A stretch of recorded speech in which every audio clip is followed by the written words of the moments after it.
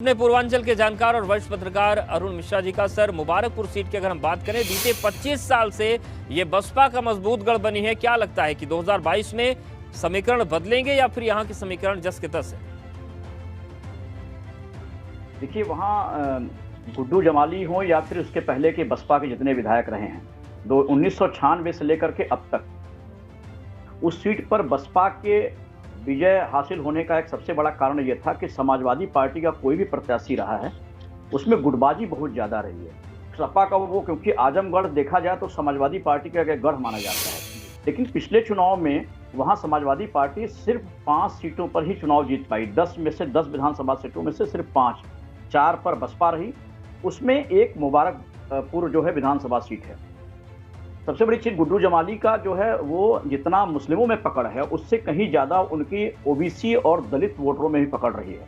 वो लगातार इसीलिए चुनाव जीतते रहे हैं, पैसा भी है, व्यवहारिक भी हैं, लिहाजा उनको जो भी जातियां रही हैं उनको पसंद करती रही हैं कि हमारे सुख दुख में सहभागी रहेंगे। अब गुड्डू जमाली इस बार नहीं है, बसपा से उनको हटाया जा चुका है। अब वो किस पार्टी में जाएंगे यह तय होगा।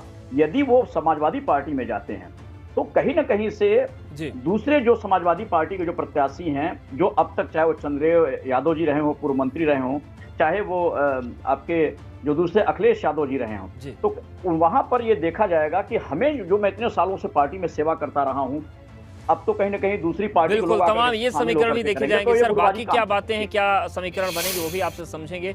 अब आपको मुद्दों के बारे में दर्शकों को बता देते हैं कि आने वाले विधानसभा चुनाव में आजमगढ़ की मुबारकपुर सीट पर अहम मुद्दे कौन से हो सकते हैं जो बड़ा किरदार निभाएंगे। इस सीट का पहला बड़ा मुद्दा है बुनकरों की समस्या। बिजली न मिलने की वजह से यहाँ के बुनकर परेशान हैं। दूसरी बड़ी समस्या बाजार की है। यहाँ बनारसी साड़ी तैयार की जाती है, लेकिन इसके लिए समुचित बाजार नहीं है। और तीसरा बड़ा मुद्दा है शिक्षा का, जिसके इलाके में मुकम्मल इंतजाम आज तक नहीं हो पाए हैं। तो मुबारकपुर के बसपा नेता अब्दुल सलाम का आरोप है कि पिछले 20 साल में इलाके का बिल्कुल विकास नहीं हुआ। वहीं 2017 के रनर अप लक्ष्मण मौर्य का कहना है कि वो विधायक बने तो बुनकरों और चीनी मिल की समस्या को दूर कर देंगे।